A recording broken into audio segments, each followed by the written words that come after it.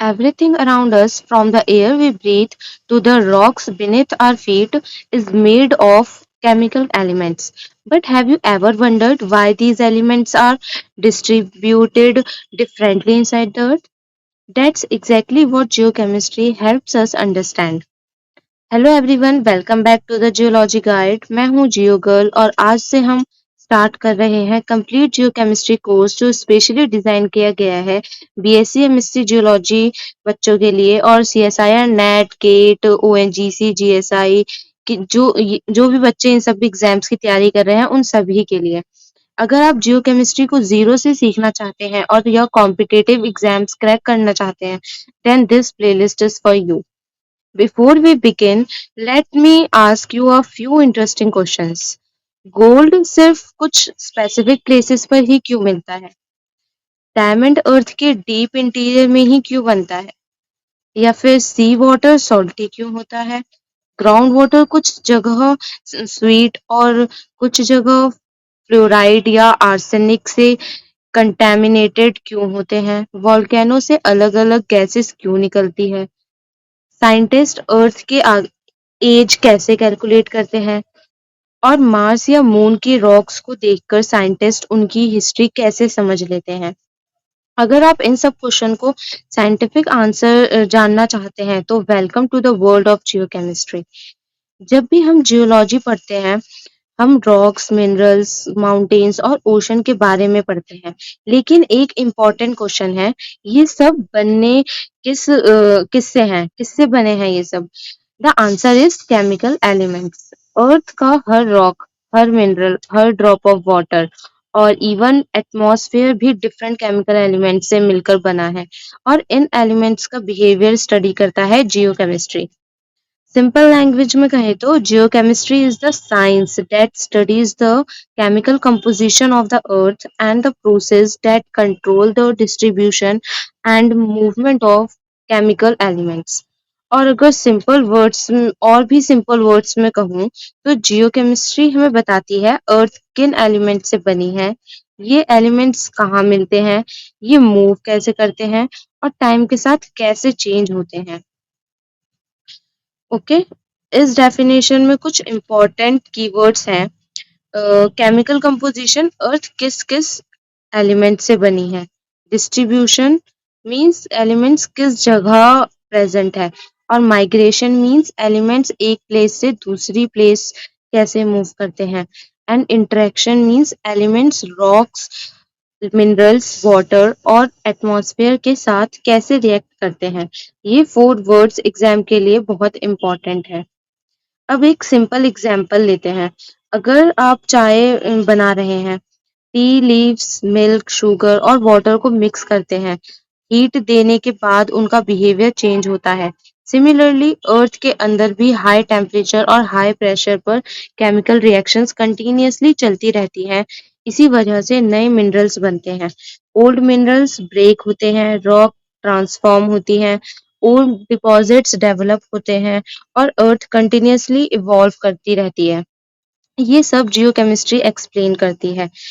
Example 2, अगर rain water किसी limestone area में गिरता है, वाटर रॉक्स के साथ रिएक्ट करता है, कैल्शियम डिसॉल्व हो जाता है, तो इसका रिजल्ट क्या है?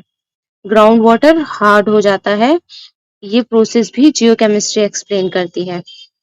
अगर इसका एग्जाम्पल 3 देखें तो जब वोल्केनो इरप्ट करता है तो मैग्मा के साथ डिफरेंट गैसेस बाहर आती हैं, जैसे water vapour, carbon dioxide, sulphur dioxide. Question ये है, ये गैसेस इसी प्रोपोर्शन में क्यों निकलती हैं? Again geochemistry. अब थोड़ा हिस्ट्री भी जान लेते हैं। ऑल्दो लोगों ने केमिकल कंपोजिशन के स्टडी बहुत पहले से स्टार्ट कर दिया था, लेकिन मॉडर्न जियोकेमिस्ट्री को डेवलप करने का क्रेडिट जनरली विक्टर गोल्डस्मिथ को दिया जाता है। इसी वजह से उन्हें फादर ऑफ मॉडर्न जियोकेमिस्ट्री कहा जाता है। उन्होंने एक्सप्लेन किया कि डिफरेंट एलिमेंट्स अर्थ के अंदर रैंडमली डिस्ट्रीब्यूट नहीं होते, हर एलिमेंट्स का अपना केमिकल बिहेवियर होता है और इसी बिहेवियर की वजह से कुछ एलिमेंट्स क्रस्ट में कंसंट्रेट होते हैं, कुछ मेंटल में और कुछ कोर में। ये कॉन्सेप्ट आगे चलकर गोल्डस्मिथ क्लासिफिकेशन के नाम से फेमस हुआ, जिसे हम अपकमिंग लेक्चर्स में डिटेल में पढ़ेंगे। अब आपके माइंड में क्वेश्चन आ रहा होगा, सिर्फ डेफिनेशन पढ़ने से एग्जाम क्लियर हो जाएगा? बिल्कुल नहीं। इस कोर्स में हम सिर्फ थ्योरी नहीं पढ़ेंगे, हम सीखेंगे concepts, diagrams, PYQs, MCQs, numerical understanding, real life application and exam tricks. और सबसे इम्पोर्टेंट, हम हर टॉपिक को नेट गेट एग्जाम पर्सपेक्टिव से समझेंगे। So this is not just a geochemistry course. This is an exam-oriented, complete learning journey. तो अब आपको basic idea मिल गया है कि जियोकेमिस्ट्री होती क्या है और ये सब्जेक्ट इतना इम्पोर्टेंट क्यों है। अब सबसे इम्पोर्टेंट चीज डिस्कस करते हैं, हम इस कंप्लीट कोर्स में एग्जैक्टली क्या-क्या पढ़ने वाले हैं। बहुत से स्टूडेंट बिना सिलेबस देखे प्रिपरेशन स्टार्ट कर देते हैं और इसी वजह से उनका बहुत टाइम वेस्ट हो जाता है। Remember one thing, syllabus is the road map of your preparation.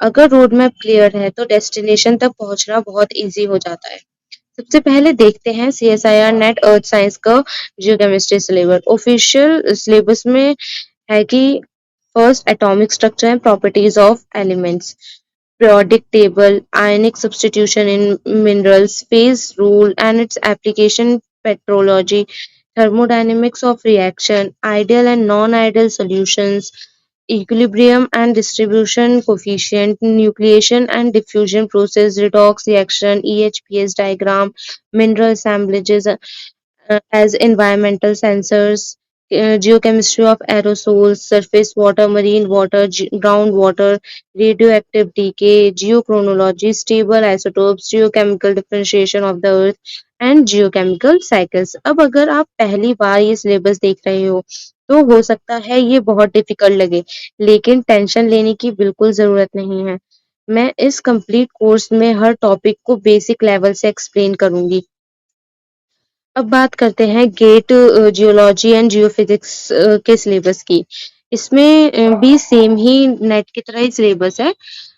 जैसे cosmic abundance of elements, meteoroids, geochemical evolution of Earth, geochemical cycle, distribution of major, minor and trace element, high temperature geochemistry, low temperature geochemistry, isotopic evolution of crust, mantle and so on. ये syllabus लगभग हर college में भी काफ़ी same ही रहता है, तो इन topics को पढ़कर आप कॉलेज के एग्ज़ाम में भी अच्छा स्कोर कर सकते हैं।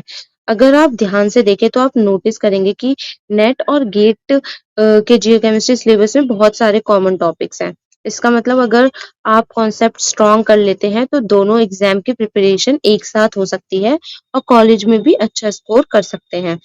अब एक बहुत इम्पोर्टेंट बात, बहुत से स्टूडेंट डायरेक्टली पीवाईक्यू या एमसीक्यू सॉल्व करना स्टार्ट कर देते हैं, लेकिन जियोकेमिस्ट्री एक कॉन्सेप्ट बेस्ड सब्जेक्ट है। अगर एटॉमिक स्ट्रक्चर क्लियर नहीं है तो पीरियोडिक टेबल समझना डिफिकल्ट होगा। पीरियोडिक टेबल क्लियर नहीं है तो आयनिक सब्स्टिट्यूशन समझना मुश्किल होगा।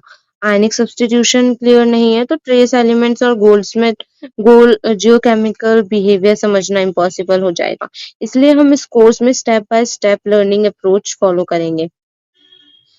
ठीक है, तो हम पहले अपना फर्स्ट लेक्चर में हम एटॉमिक स्ट्रक्चर पढ़ेंगे, उसके बाद पीरियोडिक टेबल, ऐसे करते करते हम हर टॉपिक को स्टेप बाय स्टेप फॉलो करेंगे और हर टॉपिक को अच्छे से डिटेल में समझेंगे।